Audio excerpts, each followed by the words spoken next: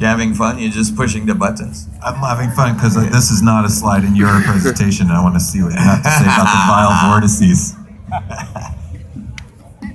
All those slides are mostly pretty much from Nassim's PowerPoint, but then I was like, you threw one in. Well, I met Hugh Newman when I did the Great Convergence in Egypt, and he did an amazing presentation that was related to this 19.47 and all this geometry. He's got a website, Megalithomania, and he goes around the world and does these trips with Graham Hancock and all these folks and goes to sacred sites. And so he turned me onto this slide of the vile vortices.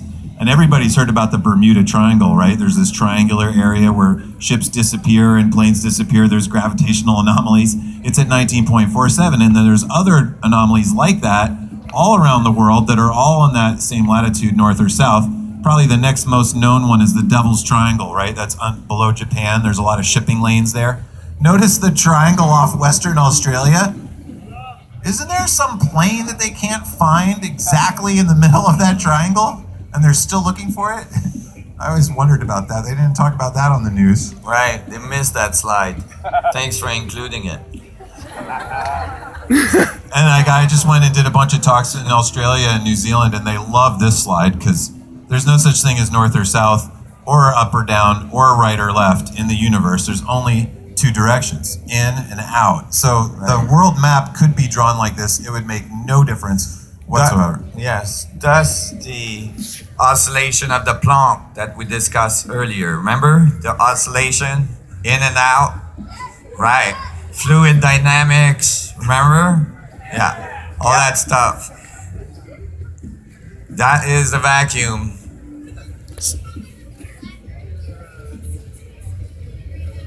Flat Earth theory.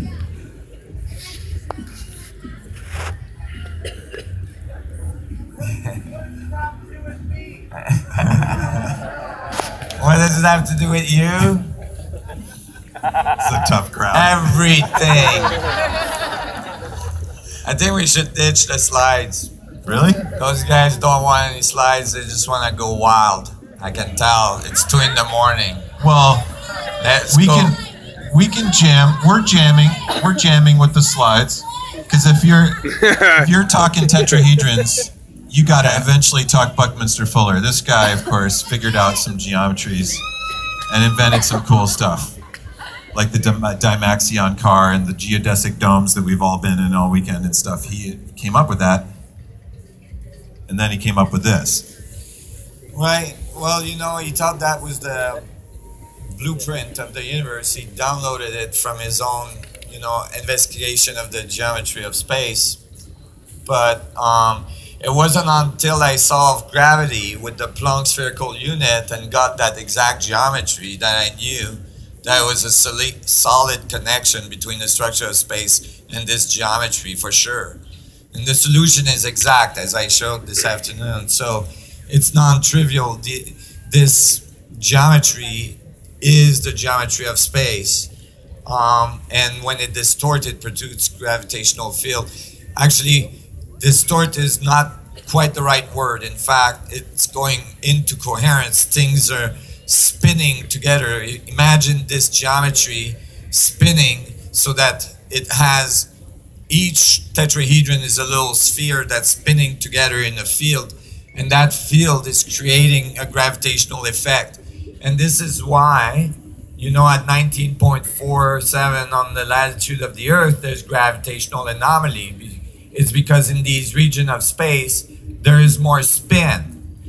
And it has something to do with you there, because if you understand that, you can go to geomagnetic region of the Earth where there's more spin than others. And when since you're made out of the same spin, when you're in those regions, you get more information, you get more spin. So there's actually spots on the Earth that you can go to that can energize you and can feed you information and bring you into different states of awareness of the structure of reality. And understanding this geometry is critical to be able to visualize the field that you're interacting with. the structure of space that's actually the source of your existence. The Planck's doing the oscillating thing, spinning at the Planck size. So these slides are when you're building up to trying to figure out what is this fractal scalar geometry that's creating this perfect balance on all scales. Right. And he took these two figures that are a big tetrahedron made of 20 smaller tetrahedrons that Buckminster Fuller called the isotropic vector matrix. And you take two of those and you push them together, and when you do that, as above so below, then you get this star tetrahedron with 40 tetrahedrons. So that's the female and the male coming together. That's the polarity of the field. It's polarized because it's spinning. So when it spins, it has polarity. And the geometry can be extrapolated in terms of its polarity. And it literally is replicated throughout the biology, so that, in fact, you are an expression of this geometry at a different scale level. And inside this star tetrahedron forms the only three-dimensional geometry that's in quote-unquote a perfect vector equilibrium, meaning every line or every vector in the geometry is all the same length, including the vectors from the center to the edge. And so now you have perfect equilibrium. This is the point of stillness that many ancient civilizations discuss. This is the point of stillness that many masters have taught throughout the years. This is where the center of your existence takes place. This is what centers you. It's the eye of the hurricane, right? It's in perfect equilibrium.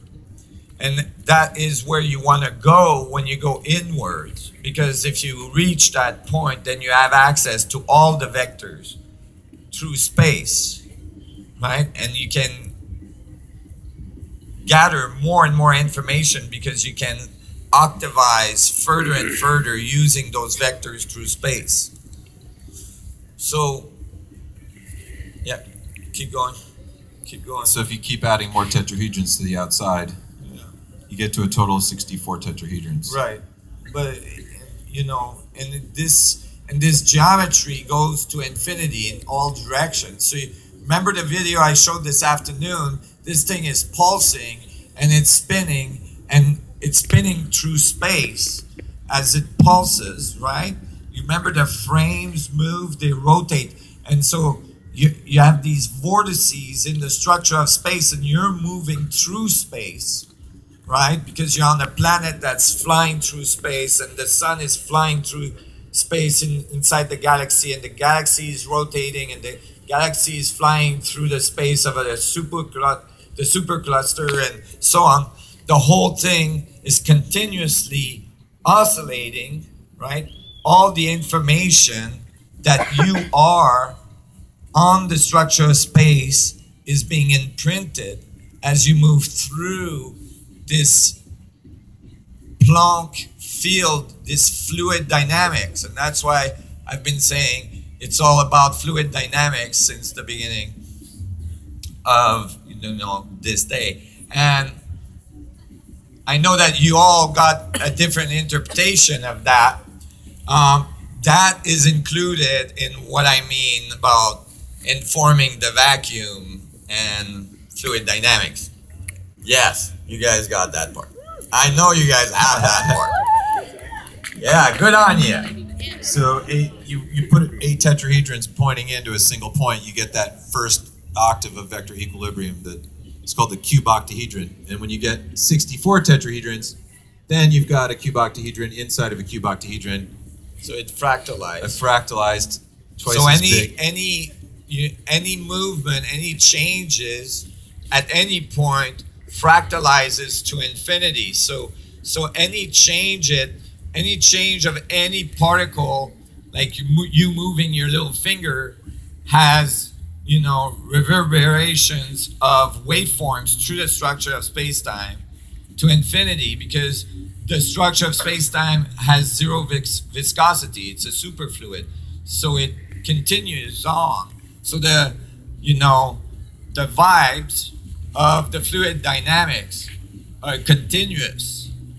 And that's why the universe and every atom in it are perpetual, you know, spinning devices, meaning there's actually nothing in the universe that's not perpetual.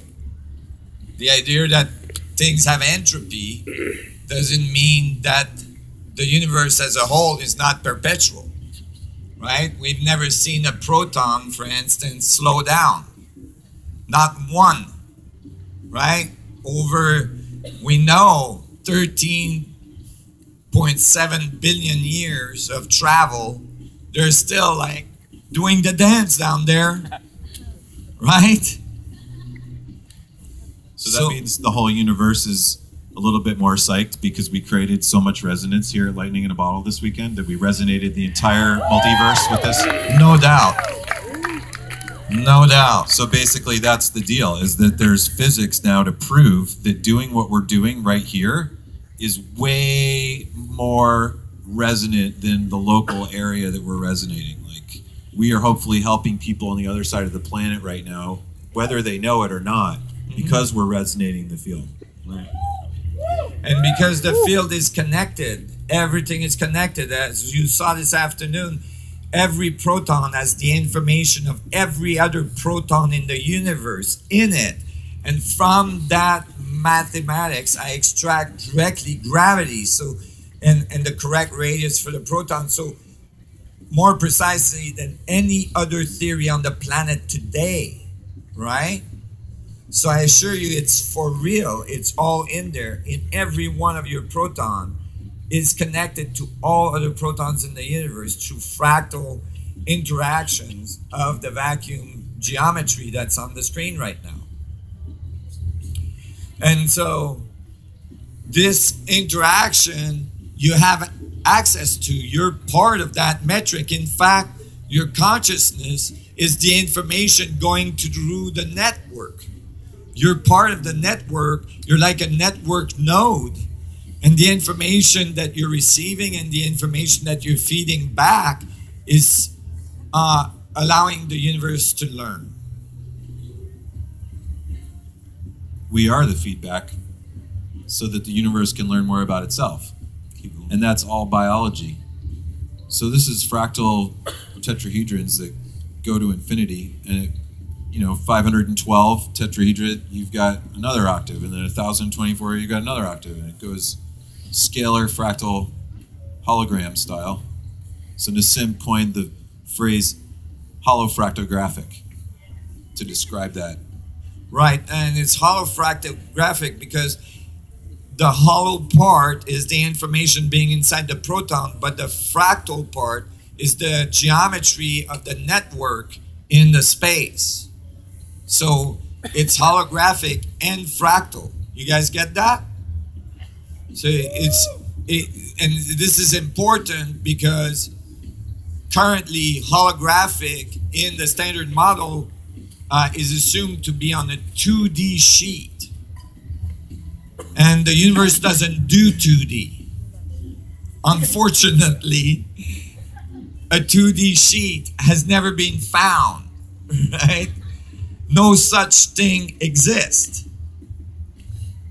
Nothing is infinitely thin, right? There's always volume. So 2D is a concept of man. And so the holographic structure of the universe is not on the 2D sheet. And I'm saying this because you'll see a lot of popular articles about the holographic universe that is describing the universe as a 2D sheet. If you ask a topologist what's the dimension of a sphere, he will tell you that it's 2D. How can that be? It's a sphere. Dude. Really? And it's like, well, if you take just the surface of the sphere, okay, how thin is that surface? Well, just like a piece of paper. Okay, make me a sphere out of a piece of paper then. Right. Make me a sphere out of a piece of paper and I'll see how good it is. Because you're going to have to cut the ends, right? You're going to have to mess with it. And then you're going to have to keep cutting because pi is, you know, an irrational number. So you have an infinite amount of cuts to do to make a sphere out of a piece of paper. So why are we writing math on pieces of paper? Sorry, I had to. No, this is great. This is exactly what's supposed to happen. All right, I'm having the most fun of anybody here, I have to say, because I do this all the time without Nassim here to comment on every slide. I'm like, oh, sweet. That's a good thing to say right now. I can go on rants. Yeah. I just want to flash back to my personal my personal rant of like seeing you do all this and go through all this geometry and being like, oh cool, I read Tao of Physics, I read Elegant Universe by Brian Greene so I would understand the standard model and string theory. I read Brief History of Time, Stephen Hawking, Dancing Woolly Masters, Chaos Theory, String Theory. Then I see this guy, I'm like, oh okay, right, geometry, I'm following all this stuff. And then he puts this slide up and I go, wait a minute, I've seen all those guys tell me all that stuff about math and everything. They never once mention crop circles. So this guy's gonna pull out a crop circle picture? Really? And then you were in shock. I was in shock because I was like, Doug and Dave made those, right? Those two guys that said, yeah, we make all the crop circles. That's how far away I was at the time to knowing, you know, what I know now and like the possibilities, because I was super duper duper skeptical when Nassim first went into this, and now I'm not so skeptical, obviously. But you know, there's a lot of issues with crop circles being done by two guys with planks, drinking moonshine in the middle of the night. You know, you know, sheer size, precision. You know, I don't know. The stalks are not broken. Like somebody stepped on it. You know, there's like high energy meltdown of certain materials in the ground that makes little beads because they melted together and made little beads underneath in the dirt, underneath the crop circle. And the density of these little beads reduces as you go out from the edge of the crop circle in a very linear manner.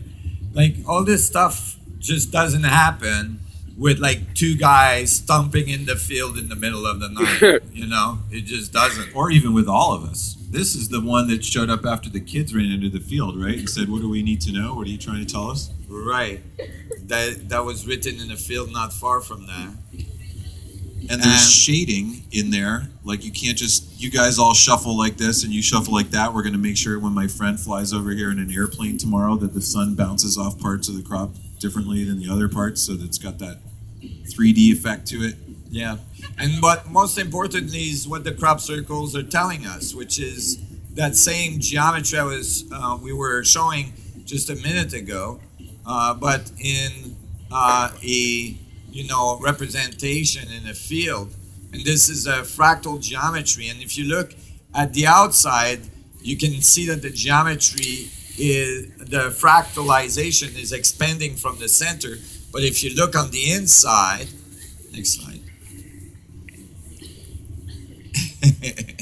you can see that the geometry is actually fractalizing going towards the center. So you have an expanding structure and a contracting structure, and that's exactly what I was talking to you about when it goes nucleated, non-nucleated, nucleated, non-nucleated, when the tetrahedrons are doing the flip-flop. And so now you have crop circles that are giving you very, very profound information about the structure of space and gravity. And I just don't have a feeling that Doug and Dave have that kind of information. Not to mention you can put the tree of life over this thing and fits perfectly. Yeah. Which is, again, the same symbols from ancient civilization that come back to tell us about the structure of space and our capacity to control gravity, which falls out of this work, by the way. the control of gravitational fields is critical to our survival. This is why these ancient symbols have been placed in our history at very early age, so that we would have it in our psyche, so that we would have it in our morses, so that we would have it in our religious beliefs, and then hopefully we would eventually realize that it's a mathematical expression of the structure of space, decode the information and all the mathematics, and makes ourselves some space drive. I hope it's gonna work. I've been going at it. So the crop circles are a major anomaly. Obviously, there are some pretty brilliant artists that do go out and make crop circles. We know there's like Pac-Man logos and stuff like that, right? So some of them are hoaxes, quote unquote, and some of them are just too precise to be in that way. You know, the other thing is that, so imagine that you are these advanced gods that came to the earth, as they were called, sun gods. Just because you're very advanced in technology, and so of course the civilization at the time on the surface of the planet would call you a god.